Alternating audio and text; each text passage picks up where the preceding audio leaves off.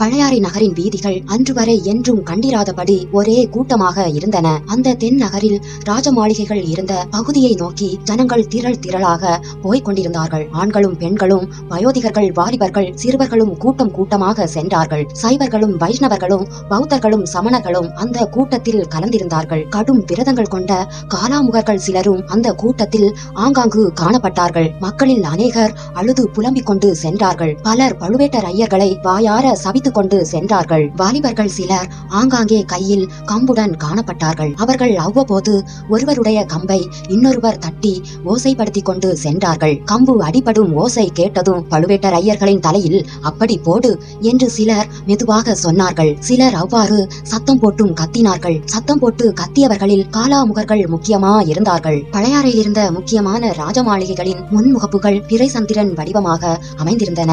எல்லா மாளிகைகளுக்கும் சேர்ந்து முன்பக்கத்தில் விசாலமான நிலா முற்றம் இருந்தது. விசேஷமான சந்தர்ப்பங்களில் ஆயிரக்கணக்கான மக்கள் கூடி நிற்கும்படியாக அந்த நிலா முற்றம் விசாலமாக இருந்தது. முற்றத்தை சூழ்ந்து வெளிப்புறத்தில் உயரமான மதில் சுவர் இருந்தது. அந்த மதில் சுவருக்கு 3 வாசல்கள் இருந்தன. ஒவ்வொரு வாசலிலும் சில அரண்மனை சேவகர்கள் காவல் புரிந்தார்கள். திரள் திரளாக வந்து கொண்டிருந்த கூட்டம் நிலா முற்றத்தின் 3 வாசல்களின் அருகிலும் வந்து சேர தொடங்கியது. வினாடிக்கு வினாடி கூட்டம் அதிகமாகி கொண்டிருந்தது. செய்தி கொண்டு வந்திருந்த இருவரையும் அவர்களை அழைத்து வந்த ஊர் சேவகர்களையும் மட்டும் அரண்மனை காவலர்கள் உள்ளே விட்டார்கள். மற்றவர்களை தடுத்து நிறுத்தினார்கள். ஆனால் வெகு நேரம் தடுத்து நிறுத்த முடியவில்லை. கூட்டத்தில் எங்கிருந்து கிளம்புகின்றன என்று தெரியாதபடி சில குரல்கள் உள்ளே போங்கள் உள்ளே போங்கள் என்று கூவின. பின்னால் இருந்தவர்கள் முன்னால் இருந்தவர்களை தள்ளினார்கள். முன்னால் இருந்தவர்கள் பின்னால் வந்தவர்களால் மோதப்பட்டு வாசற்காவல் புரிந்த சேவகர்களை தள்ளி கொண்டு உள்ளே புகுந்தார்கள். சிறிது நேரத்திற்குள் நிலா முற்றம் நிறைந்துவிட்டது. ஆயிரக்கணக்கான மக்கள் அங்கே சேர்ந்து விட்டார்கள். இப்படி ஜனங்கள் கட்டுக்காவல்களை மீறி நிலாமுற்றத்தில் புகுந்து கொண்டிருந்த போது ஏற்பட்ட ஆரவாரத்தை செம்பியன் மாதேவி மதுராந்தகனோடு பேசிக் கொண்டிருக்கையில் கேட்டார். குமாரனுடன் வாதாடுவதை அத்துடன் நிறுத்திவிட்டு அரண்மனை மேல் மாடத்தில் முன்முகப்புக்கு வந்து சேர்ந்தார். தெய்வீக கலை பொருந்திய அந்த பெரு மூதாட்டியின் திருமுகத்தையும் கூப்பிய கைகளுடன் அவர் நின்ற சாந்தமான தோற்றத்தையும் பார்த்ததும் அந்த ஜனசமுத்திரத்தின் ஆரவாரம் அடங்கியது. சில வினாடி நேரம் அங்கே அமைதி குடிக்கொண்டிருந்தது. தாயே, எங்கள் இளவரசர் எங்கே? பொன்னியின் செல்வர் எங்கே? தங்கள் கண்ணுக்கு கண்ணான அருள்மொழிவர்மர் எங்கே என்று அந்த கூட்டத்தில் சில குரல்கள் எழுந்தன. அவ்வளவுதான். அந்த ஜனசமுத்திரத்தில் முன்னை விட பன்மடங்கு ஆரவாரம் கிளம்பிவிட்டது. செம்பியன் மாதேவி ஒன்றும் புரியாதவராக திகைத்து நின்றார். பழையாறை மக்களின் இதயங்களை கொள்ளை கொண்டிருந்த பொன்னியின் செல்வனுக்கு ஏதோ ஆபத்து நேர்ந்துவிட்டது என்பதை மட்டும் அறிந்தாள். அது என்ன ஆபத்து? எப்படி நேர்ந்தது? பழுவேட்டரையர்களே ஏதேனும் விபரீதமான காரியம் செய்து சோழ குலத்துக்கும் மதுராந்தகனுக்கும் அழியாத பழியை உண்டாக்கி விட்டார்களோ? இந்த சமயத்தில் தஞ்சாவூர் தூதர்கள் இடித்து பிடித்து ஜனங்களை தள்ளி கொண்டு முன்னால் வந்து சேர்ந்தார்கள். அவர்களை அழைத்து கொண்டு வந்த சேவகர்களில் ஒருவன், பெருமாட்டி, இவர்கள் தஞ்சாவூரிலிருந்து முக்கியமான செய்தி கொண்டு வந்திருக்கிறார்கள் என்றான். செம்பியன் மாதேவி ஜனக்கூட்டத்தை பார்த்து கை அமர்த்தி விட்டு தூதர்களை நோக்கி, என்ன செய்தி கொண்டு வந்தீர்கள் என்று கேட்டார். தாயே, மிக துயரமான செய்தி கொண்டு வந்திருக்கும் அபாக்கியசாலிகள் நாங்கள். சக்கரவர்த்தியின் கட்டளையின் காரணமாக இளவரசர் அருள்மொழிவர்மர் இலங்கையிலிருந்து கோடிக்கரைக்கு கப்பலில் வந்து கொண்டிருந்தார். வரும் வழியில் சுழிக்காற்றில் கப்பல் அகப்பட்டு விட்டது. துணையாக வந்த கப்பல் உடைந்து மூழ்கிவிட்டது. அதில் இருந்தவர்களை காப்பாற்றுவதற்காக இளவரசர் கடலில் குதித்தார். பிறகு அகப்படவில்லை. கடலிலும் கடற்கரை எங்கும் தேடுவதற்கு ஏற்பாடு செய்திருக்கிறது. சக்கரவர்த்தியும் மலையமான் மகளாரும் இந்த செய்தியை கேட்டு பெரும் துயரில் ஆழ்ந்திருக்கிறார்கள். தங்களையும் மதுராந்தக தேவரையும் இளைய பிராட்டியையும் உடனே புறப்பட்டு தஞ்சைக்கு வரும்படி சக்கரவர்த்தி எங்கள் மூலம் செய்தி அனுப்பியிருக்கிறார். இவ்வாறு தூதர்கள் கூறியது செம்பியன் மாதேவியின் காதிலும் விழுந்தது. அதே சமயத்தில் ஜனக்கூட்டத்தின் செவிகளிலும் விழுந்தது. செம்பியன் மாதேவியின் கண்களில் நீர் தாரை தாரையாக பெருகியது. அதை பார்த்த ஜனங்கள் மேலும் கதறினார்கள். கூட்டத்தில் முன்புறம் இருந்தவர்களில் ஒருவர், தாயே, தாங்கள் தஞ்சைக்கு போகக்கூடாது. இளைய பிராட்டியும் தஞ்சைக்கு போகக்கூடாது. சக்கரவர்த்தியை இங்கே வரும்படி செய்ய வேண்டும் என்று கூவினார். பொன்னியின் செல்வர் கடலில் மூழ்கிவிட்டார் என்பது பொய். பழுவேட்டரையர்கள் தான் அவரை கொண்டிருப்பார்கள் என்றார் இன்னொருவர். மதுராந்தகரும் இனி தஞ்சைக்கு போகக்கூடாது, இங்கேயே இருக்க வேண்டும் என்று இன்னொரு குரல் கேட்டது. இளைய பிராட்டி எங்கே? அவரை நாங்கள் பார்க்க வேண்டும் என்று குரல்கள் கூவின. செம்பியன் மாதேவி தம் அருகில் இருந்த சேடி பெண் ஒருத்தியை பார்த்து இளவரசியை அழைத்து வர சொன்னார். கீழே கூட்டத்தில் கலந்து நின்று கொண்டிருந்த ஆழ்வார்க்கடியானும் அதே சமயத்தில் அங்கிருந்து நகர்ந்து சென்றான். பழையபடி குறுக்கு வழியில் விரைவாக சென்று குந்தவை தேவி வானதியை மூர்ச்சை தெளிவித்து துடைத்துக் கொண்டிருந்த கொடி வீட்டை கண்டுபிடித்தான். வந்தியத்தேவனிடம் இளைய பிராட்டி கூறிய கடைசி வார்த்தைகளை கேட்டுக்கொண்டே சென்று அரண்மனை முற்றத்தில் நடக்கும் அமர்க்களத்தை பற்றி அறிவித்தான். இளைய பிராட்டி வானதிக்கு உபகாரம் செய்யும் வேலையை பணிப்பெண்களிடம் ஒப்புவித்துவிட்டு அவசரமாக கிளம்பினாள். இளைய பிராட்டி குந்தவை தேவி அரண்மனை மேல்மாட முகப்பில் செம்பியன் மாதேவியின் அருகில் நெருங்கிய போது அந்த மூதாட்டியின் கண்களில் இருந்து கண்ணீர் பெருகுவதை கவனித்தாள். அந்த காட்சி குந்தவையின் கண்களிலும் கண்ணீர் பெருக செய்தது. இதை கண்ட ஜனசமூகம் மேலும் துயரத்தில் மூழ்கியது. பொன்னியின் செல்வர் கடலில் மூழ்கவில்லை, பழுவேட்டரையர்கள் கொன்றுவிட்டார்கள், அவர்களை பழிவாங்க வேண்டும். சக்கரவர்த்தியை பழுவேட்டரையர்கள் சிறையில் வைத்திருக்கிறார்கள், அவரை விடுவித்து அழைத்து வரவேண்டும். இளவரசி கட்டளையிட்டால் இந்த கணமே நாங்கள் புறப்பட சித்தமா இருக்கிறோம். இவ்வாறெல்லாம் அந்த கூட்டத்தில் இருந்தவர்கள் இளைய பிராட்டியை பார்த்து கூறினார்கள். குந்தவையின் மனம் தீவிரமாக சிந்தித்தது. இளவரசர் உயிரோடு இருக்கிறார் என்ற உண்மையை இப்பொழுது வெளியிட கூடாது. ஆனால் ஜனங்களையும் சமாதானப்படுத்தி அனுப்ப வேண்டும். அதற்கு ஒரு வழி தோன்றியது. கண்ணில் பெருகிய கண்ணீரை துடைத்துக் கொண்டு ஜனக்கூட்டத்தின் முன்வரிசையில் நின்றவர்களை இளவரசி நோக்கினாள். அதற்குள் ஆழ்வார்க்கடியானும் வந்தியத்தேவனும் அங்கே வந்து நின்று கொண்டிருந்தார்கள். ஆழ்வார்க்கடியானை பார்த்து இளைய பிராட்டி மேலே வரும்படி சைகை செய்தாள். ஆழ்வார்க்கடியான் அவ்விதமே மேலே ஏறி சென்றான். அவனிடம் குந்தவை மெல்லிய குரலில் ஏதோ கூறினாள். ஆழ்வார்க்கடியான் ஜனங்களை பார்த்து கை அமர்த்தினான். இடிமுழக்கம் போன்ற பெரிய குரலில் கூறினான். பொன்னியின் செல்வர் இறந்திருப்பார் என்று இளைய பிராட்டியினால் நம்ப முடியவில்லை. முன்னொரு சமயம் காவேரி தாய் இளவரசரை ஏந்தி காப்பாற்றியது போல் சமுத்திரராஜனும் அவரை காப்பாற்றியிருப்பான் என்று நம்புகிறார். நிமித்தக்காரனை கேட்டதில் அவனும் அப்படியே சொல்கிறானாம். இளவரசரை தேடி கண்டுபிடிக்க இளைய பிராட்டி தக்க ஏற்பாடு செய்வார். உங்களை எல்லாம் நிம்மதியாக வீட்டுக்கு திரும்பி போகும்படி கேட்டுக்கொள்கிறார். இதை கேட்டதும் அந்த ஜனக்கூட்டத்தில் ஒரு பெரிய ஆசுவாச நெடுமூச்சை போன்ற சத்தம் எழுந்தது. நிமித்தக்காரன் எங்கே? அவன் வாயினால் நாங்களும் அந்த நல்ல செய்தியை கேட்கிறோம் என்றார் ஒருவர். இதுதான் சமயம் என்று வந்தியத்தேவன் தாவி குதித்து மேல் மாடத்துக்கு சென்றான். ஆழ்வார்க்கடியான் அருகில் போய் நின்று கொண்டு இளவரசருக்கு பெரிய கண்டம் நேர்ந்தது உண்மைதான். ஆனால் அவருடைய உயிருக்கு அபாயம் ஒன்றும் நேரவில்லை, விரைவில் கிடைத்து விடுவார். உனக்கு எப்படி தெரியும் என்று கேட்டது ஒரு குரல். நான் நிமித்தக்காரன், கிரகங்களையும் நட்சத்திரங்களையும் பார்த்து அறிந்து கொண்டேன், நிமித்தங்களை பார்த்து தெரிந்து கொண்டேன். பொய், நீ சொல்வது பொய், நீ நிமித்தக்காரன் அல்ல, நீ ஒற்றன் என்றது அதே குரல். வந்தியத்தேவன் அந்த குரலுக்கு உரியவனை கவனித்து பார்த்தான். அவன் வைத்தியர் மகன் என்பதை அறிந்து கொண்டான். பைத்தியக்காரா, என்னையா ஒற்றன் என்று சொல்கிறாய்? நான் ஒற்றனாய் இருந்தால் யாருடைய ஒற்றன் என்று வந்தியத்தேவன் கேட்டான். பழுவேட்டரையர்களுடைய ஒற்றன் என்று வைத்தியர் மகன் பழிச்சென்று மறுமொழி கூறினான். என்ன சொன்னாய் என்று வந்தியத்தேவன் கர்ஜித்தான். ஜனங்கள் கீழே நின்ற நிலாமுற்றத்திலிருந்து வந்தியத்தேவன் நின்ற மேல் மாடம் 12 அடி உயரத்தில் இருந்தது. அதை அவன் பொருள்படுத்தாமல் மேல் மாடத்தில் இருந்து வைத்தியர் மகன் மீது பாய்ந்தான். இருவருக்கும் சரிக்கு சமமான யுத்தம் ஆரம்பமாகியது. வந்தியத்தேவனுக்கும் வைத்தியர் மகனுக்கும் சண்டை நடந்த இடத்தை சுற்றி இடைவெளி விட்டு ஜனங்கள் வட்ட வடிவமாக நின்று வேடிக்கை பார்க்க தொடங்கினார்கள். மேல் மாடத்தில் இருந்தவர்கள் கவலையுடன் அதை நோக்கினார்கள். ஜனக்கூட்டத்தில் பெரும்பாலோர் விஷயம் இன்னதென்று தெரிந்து கொள்ளாமலே முன்னை விட அதிக கூச்சல் போட தொடங்கினார்கள்.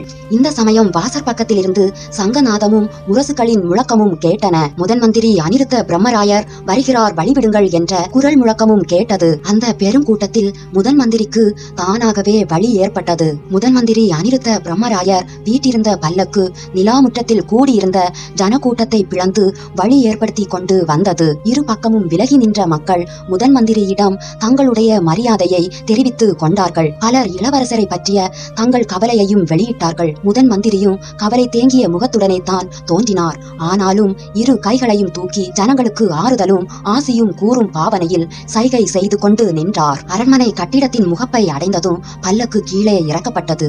முதன் மந்திரி வெளிவந்து முதலில் மேலே நோக்கினார். பெரிய ராணியும் இளவரசியும் அங்கே நிற்பதை பார்த்து வணக்கம் செலுத்தினார். பிறகு யுத்தம் நடந்த இடத்தை நோக்கினார். இவ்வளவு நேரம் தங்களை சுற்றி நடப்பது ஒன்றையும் தெரிந்து கொள்ளாமல் வந்தியத்தேவனும் நாகபாணியும் சண்டை போட்டு கொண்டிருந்தார்கள். ஆழ்வார்க்கடியான் இதற்குள் இறங்கி வந்து முதன் மந்திரியின் காதருகில் ஏதோ சொன்னான். அவர் தம்முடன் வந்த சேவகர்களை பார்த்து அரண்மனை முற்றத்தில் கலகம் செய்யும் இந்த முரடர்களை உடனே சிறைப்படுத்துங்கள் என்று கட்டளையிட்டார். சேவகர்களுடன் ஆழ்வார்க்கடியானும் கூட்டத்தை பிளந்து கொண்டு சென்றான். சண்டை போட்ட இருவரையும் சேவகர்கள் கைப்பற்றி அவர்களுடைய கைகளை சங்கிலியால் பிணைத்தார்கள். ஆழ்வார்க்கடியான் வந்தியத்தேவனை நோக்கி ஜாடை செய்யவே அவன் தன்னை சிறைப்படுத்தும் போது சும்மா இருந்தான். அனிருத்தர் மேல்மாடத்துக்கு சென்றார். அங்கு நின்றபடி ஜனங்களை பார்த்து, உங்களுடைய கவலையையும் கோபத்தையும் நான் அறிவேன். சக்கரவர்த்தியும் ராணிமார்களும் உங்களைப் போலவே துயரத்தில் ஆழ்ந்திருந்தார்கள்.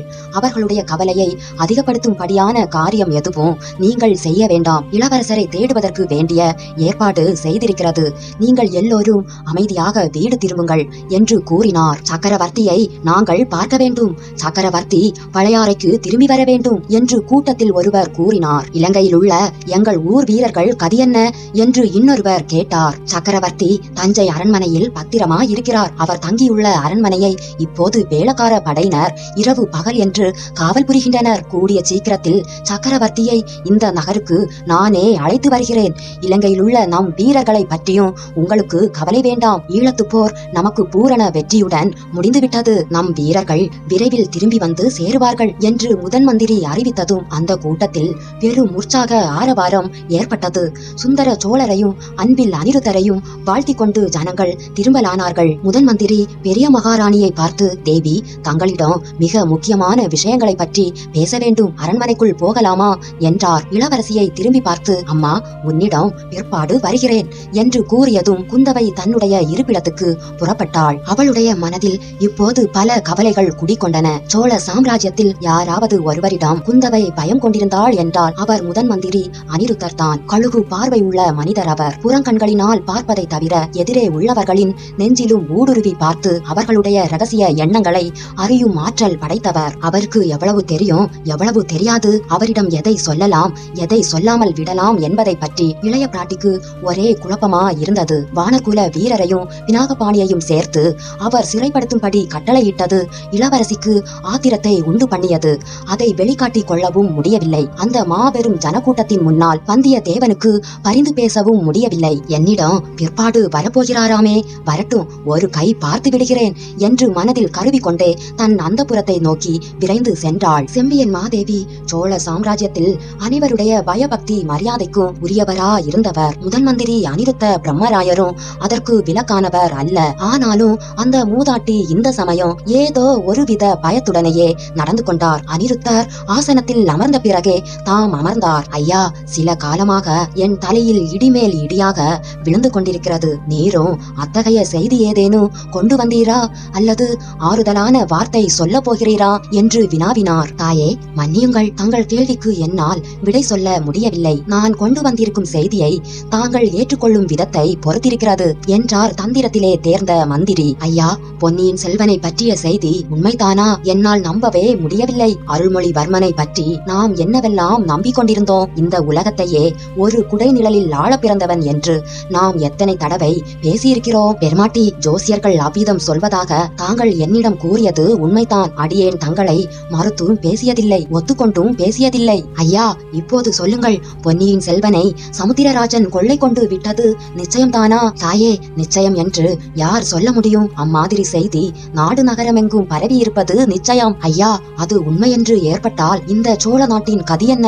எத்தகைய விபரீதங்கள் ஏற்படும்? தாயே, விபரீதங்கள் அது உண்மை என்று ஏற்படும் வரையில் காத்திருக்க போவதில்லை என்று தோன்றுகிறது. ஐயா, விபரீதம் நேரிடுவதற்கு வதந்தியே போதுமானது தான். இந்த பழையாறை நகர மக்கள் இவ்வளவு ஆத்திரம் கொண்டு திரளாக அரண்மனைக்குள் பிரவேசித்ததை இதுவரையில் நான் பார்த்ததில்லை. பழையாறையில் மட்டும்தான் இப்படி நடந்ததென்று கருத வேண்டாம். தஞ்சாவூர் நகரம் நேற்று முதல் கலவரமாக இருந்தது. வேளக்கார படையினர் சக்கரவர்த்தியின் அரண்மனையை விட்டு நகர மறுத்துவிட்டார்கள். மக்கள் கோட்டைக்குள் திரள் திரளாக புகுந்து பழுவேட்டரையர்களின் மாளிகைகளை சூழ்ந்து கொண்டார்கள். மதம் கொண்ட யானைகளை ஜனங்கள் மீது ஏவிவிட்டு அவர்களை கலைந்து போகும்படி செய்ய வேண்டியதாயிற்று.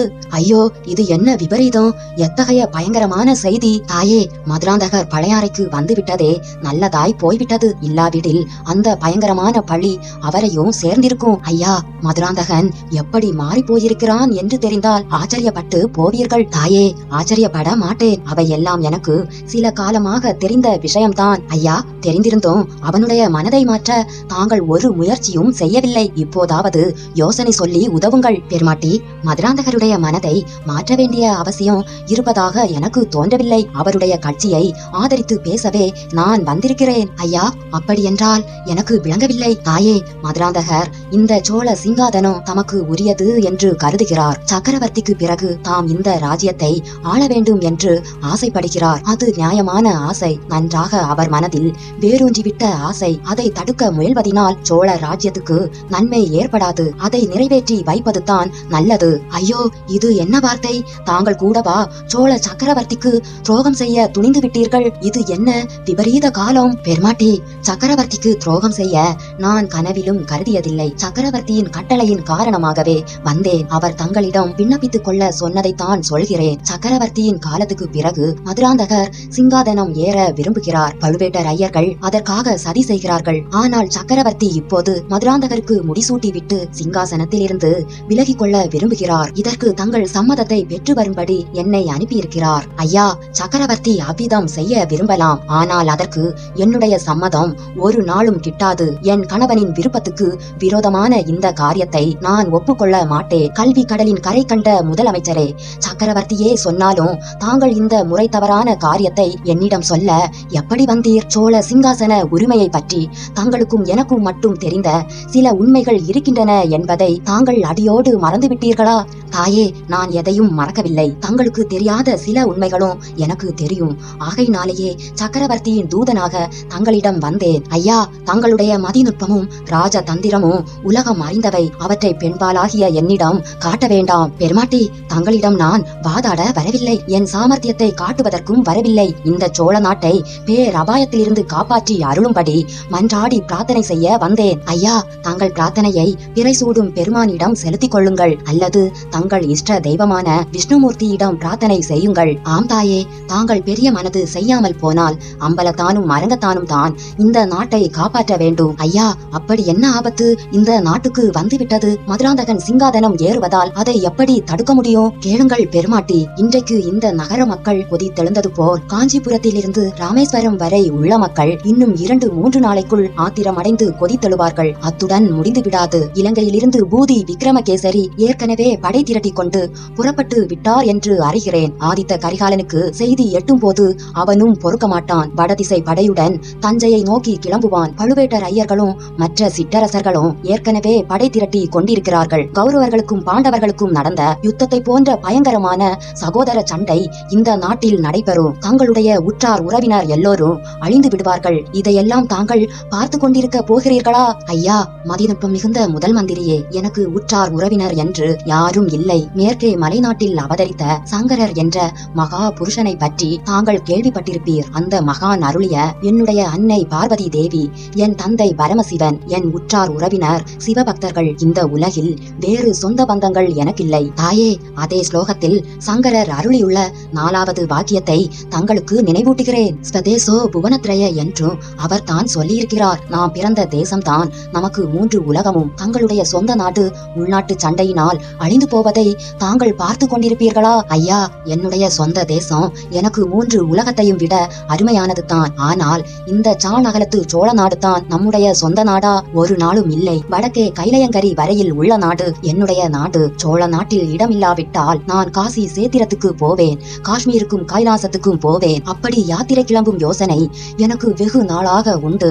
அதற்கு உதவி செய்யுங்கள். தாயே, தெற்கே திரிகோண மலையிலிருந்து வடக்கே இமோத்கிரி வரையிலுள்ள தேசம் நமது ஸ்வதேசம் என்று ஒத்துக்கொள்கிறேன். இப்படி பரந்துள்ள பாரத புண்ணிய பூமிக்கு தற்போது பேரபாயம் நேர்ந்திருக்கிறது. பட்டாணியர்கள், துருக்கர்கள், முகலாயர்கள், அரேபியர்கள் என்னும் சாதியினர் பொங்கி கிளம்பி எந்த புது நாட்டை கைப்பற்றலாம் என்று புறப்பட்டிருக்கிறார்கள். 1000 வருஷங்களுக்கு முன்பு யுவனர்களும் குணர்களும் படையெடுத்து வந்தது போல் இந்த புதிய மதத்தினர் இப்போது அணி அணியாக இந்த நாட்டின் மீது படையெடுக்க புறப்பட்டிருக்கிறார்கள். இவர்களுடைய மதம் விசித்திரமான மதம். கோவில்களை இடிப்பதும் விக்கிரகங்களை உடைப்பதும் புண்ணியம் என்று நம்புகிறவர்கள். தாயே, இவர்களை தடுத்து நிறுத்தக்கூடிய பேரரசர்கள் யாரும் இப்போது வடநாட்டில் இல்லை. சோழ நாட்டு வீரர்கள் கங்கை நதி வரையில் அப்பால் இமயமலை வரையில் சென்று பெரிய பாரத சாம்ராஜ்யத்தை உருவாக்க போகிறார்கள் என்றும் கோயில்களை இடிக்கும் கூட்டங்களை தடுத்து நிறுத்த போகிறார்கள் என்றும் அடியேன் கனவு கண்டு வந்தேன். மதுராந்தகருக்கு பட்டம் கட்ட சம்மதித்து சோழ நாட்டில் சகோதர சண்டை ஏற்படாமல் இருக்க உதவி புரியுங்கள். இதை கேட்ட செம்பியன் மாதேவி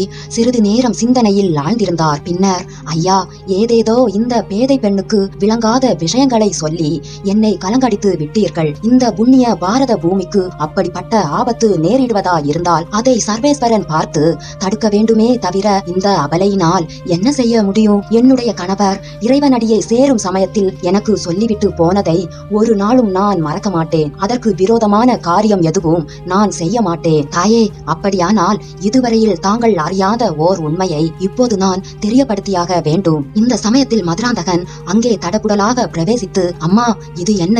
நான் கேள்விப்படுவது அருள்மொழிவர்மனை கடல் கொண்டு விட்டதா என்று கேட்டான். பெருமாட்டி, தங்கள் செல்வ குமாரருக்கு ஆறுதல் சொல்லுங்கள். நான் சொல்ல விரும்பியதை இன்னொரு சமயம் சொல்லிக் கொள்கிறேன் என்று முதன் மந்திரி கூறிவிட்டு கிளம்பினார். அவர் வாசற்படி தாண்டியதும், இதோ போகிறாரே, இவர்தான் என்னுடைய முதன்மையான விரோதி. நான் இங்கிருக்கும் போதே தங்களுக்கு தேவையற்ற அறிவுரை செய்ய வந்துவிட்டார் அல்லவா என்று இளவரசர் மதுராந்தகன் கூறியது அனிருத்தரின் காதிலும் விழுந்தது.